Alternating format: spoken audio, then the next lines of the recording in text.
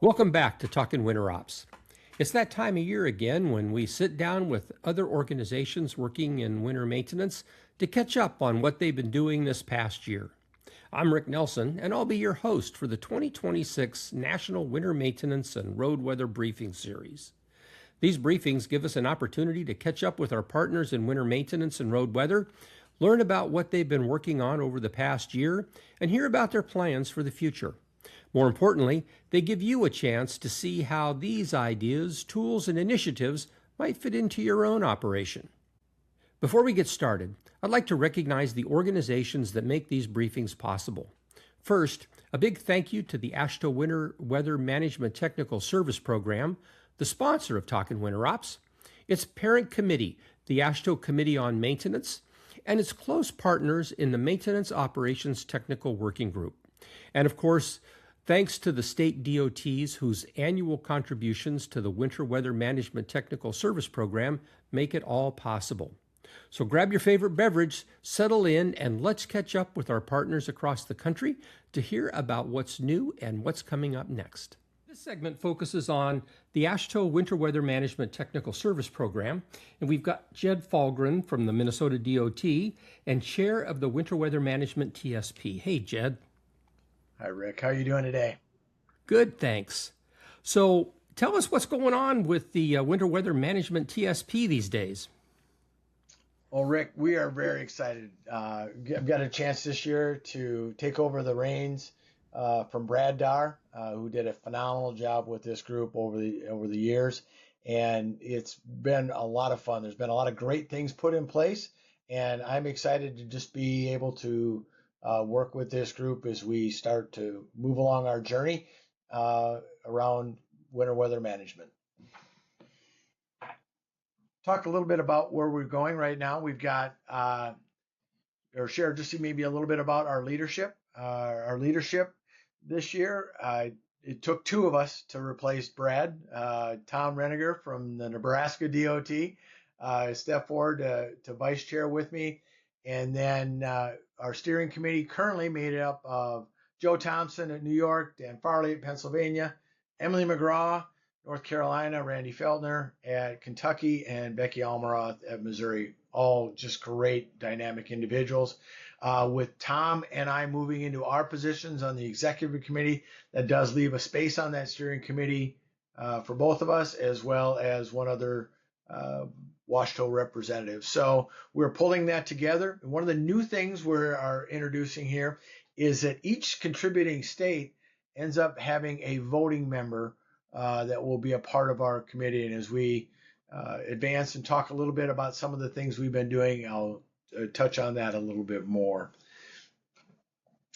Really, when you take a look at the mission and what we want to accomplish with the Winter Weather Management Committee is to go out there and find, evaluate, promote, and coordinate some of those promising winter weather management technologies. This is a group across the country that is incredibly dynamic in finding creative solutions to problems that we all face. And sometimes the biggest challenge is just getting our ability to share some of those great ideas. I'm a huge fan and supporter of R&D when it comes in the maintenance community, and for that, it's rip off and duplicate. How do we find those great things that occur and can occur at our respective DOTs to make things better for taxpayers and travelers all across the United States? Speaking of all across the United States, we are blessed by a large pool of states that are contributing to the AASHTO Winter Weather Maintenance Management Group. And it's fantastic. We appreciate the support, and we know that as long as there are states that are uncolored, some of our work is in just sharing with those states on how we can bring great ideas to them, and quite frankly, how can we get the great ideas that are occurring in their states and bring them across to what we are doing. But not only do we have the states, and as individuals, we also work in a community that is just full of a bunch of fantastic partners. And those partners may be, folks like Clear Roads in Aurora, which is actually from many of our member states. They are also involved with these groups, other individuals within their organizations. So bringing that information, but even reaching out to partners in American Public Works. The HPWA Snow Conference is a highlight of our year, every year to just participate in that. But also groups like the American Meteorology Society, FHWA, and the work that Jeremy and the rest of their teams do there is always fantastic. TRB, obviously, we are consumers and guiders in the world of research. That's fantastic. And we certainly can't forget PIARC and our friends across the globe and our involvement there. And so it's fantastic that actually one of our board members is actually the representative, Becky, right now with PIARC on an international scale. So really, it's just bringing all of those folks together in order to do some cool things. So some of those cool things might be, an example of that is our terminology task force. Say that fast 5 times. Yeah, I know you'll get it, Jed. I know you'll get it. Well, and you take a look at when you bring all of these different individual groups together, slang is a part of the way work gets done. And sometimes it's just getting the slang to be on the same page. And so Joe has led a group fantastic. They get together monthly. I love how he explains it. Sometimes that it's the least favorite hour of his month and his most favorite hour. And I think that wraps up to the idea of let's take a look at all of these different terms as they've come through a variety of different sources. And can we bring some synergy or bring everybody onto the same page? So they've reached consensus on 75 out of initial 300 term or 279 terms, and it's great work that they continue to do. Another thing that we are working with is the idea of putting together a winter maintenance wiki, ways that where we can have the content that is actually generated by this task force. How can others comment, contribute, and over time that grow? So that is, again, some of the things we are starting to work through and working on. Another piece that we'll always be involved with and around and touched on and aware of is research. A lot of that is NCHRP projects that we may have various level of involvement, whether it's just an understanding, active participation, or in fact, one of the ones that we've worked on here, I'll talk to the Snow and Ice Guide, that's actually in the publication pipeline right now. AASHTO is getting ready to actually publish that work that was completed a couple of years ago and actually get that out into the hands of our snow and ice practitioners. So lots of different things where we get involved actively on it. And I think that's certainly an important part of, again, taking those research ideas that showed some promise and how can we bring those to the field and actually make them happen. Outreach is always an important part of a group that is as broad as we are. One of our cornerstone pieces that every year at the AASHTO Committee on Maintenance annual meeting, we get together for breakfast. And it's been interesting even in the relatively short time that I've been involved, but just seeing how that grows every year and how we get more and more people that show up. And we start to fill almost an entire session on things that we can be working on. What's the new and interesting either concern or opportunity or great new process that you've seized upon? How can we bring that together? We'll talk a little bit about what the member state workshop, and I'm going to get into some little more details on that also. We recently did a joint meeting with Aurora and Clear Roads to actually sit down with all 3 groups in the same room and, again, talk about what are the interesting challenges, what are the interesting solutions that are out there, and how can we leverage some of those best practices around the various states and how we can bring them nationwide. A favorite of mine is what you're listening to right now is the Talkin' Winter Ops podcast. The work that Rick you've done over the years has just been fantastic, and it was actually my introduction to this group when it was still called SciCop, and that was an important part for me at that time, being a district maintenance engineer. Is again a way for me to hear about what were some of the up and coming great ideas, what were some of the things that we could maybe bring into our area, what maybe we weren't looking at, what were some emerging trends. And so I will always be a very loyal subscriber, plugged into it, have had the chance to do a couple of these podcasts, and certainly thank you for the work, Rick, that you do. And even as a part of this national briefing, it is now a must-do event for me before I will show up at the AASHTO Committee on Maintenance meeting at the end of July. So I know what I'll be doing as at last resort, I'll be listening to it on my drive out to Colorado as we embark on a fantastic time out at Westminster. Which is really catching up on that briefing. We also, go back to some of the older times, the subscriber-based emails, the listserv. Again, trying to find ways to communicate and connect with these professionals in a way that can be effective for them, whether it's reacting to a small issue that they might have. How can we quickly get that out? And I really appreciate the work that Rick is doing on behalf of our group, but also as we fold into our new name, the Winter Weather Management Group from AASHTO, is bringing some of the AASHTO platforms to that. So stay tuned. I expect that to continue to grow and talk about. I talked a little bit earlier. I mentioned this member state workshop, and I want to go in a little bit greater detail of what we did. We got together, 19 states were able to actually come together on relatively short notice. I really appreciate those states working hard, and I know that we heard from other states that just couldn't make it happen.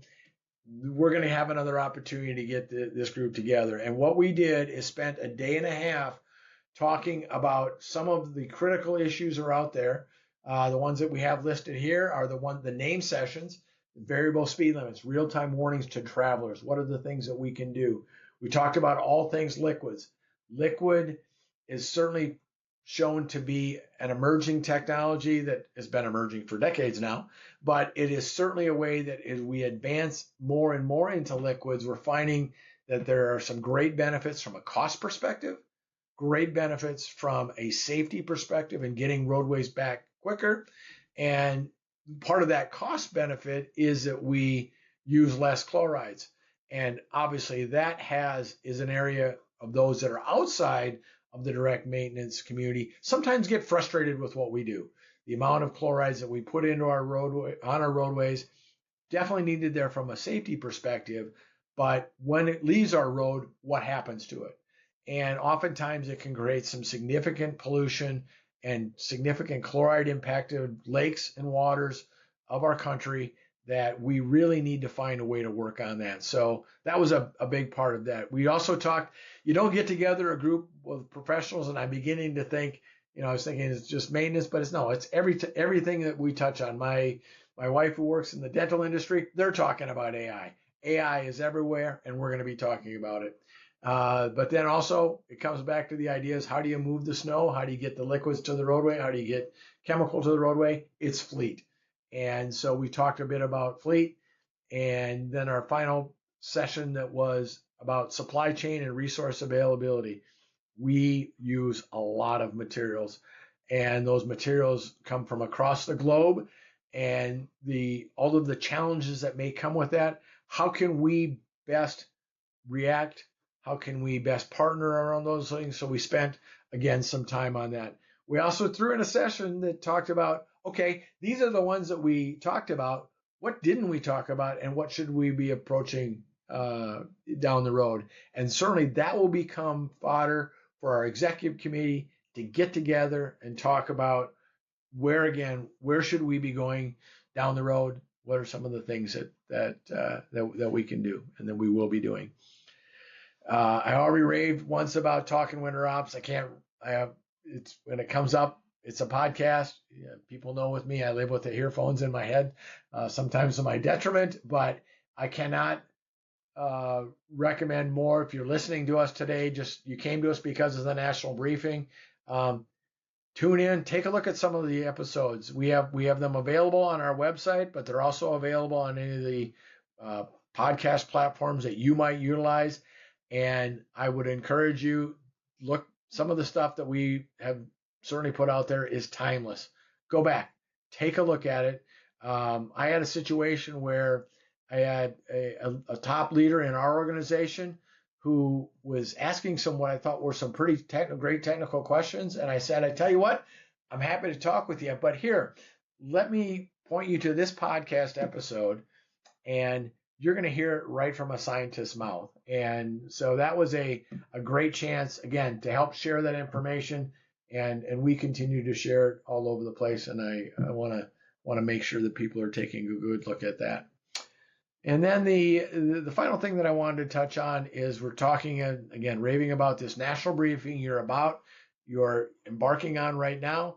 I encourage you to listen to every one of the podcasts that Rick has put together and worked with all of these various partners of ours to really give what is the state of the state, what is the state of the industry, what are the things that are happening in their world. And please take some time. This should not be the only one you're listening to. In fact, this is kind of kicks it off. There's so many out there to hear. And what's kind of fun to do is go back and even listen to previous national briefings. Take a look at those, enjoy it, and spend some time with that. So with that, that wraps me up of what I wanted to talk about today on behalf of AASHTO's Winter Weather Management TSP. Thanks, Jed. Thanks, Jed. I think a lot of times people ask, so what's the difference between the Winter Weather Management TSP, Aurora, Clear Roads, TRB? There's an awful lot of folks working in this winter weather, road weather management space. I think the Winter Weather Management Technical Service Program really sort of fills a void that's there with the new leadership, and maybe you can talk about this just a little bit.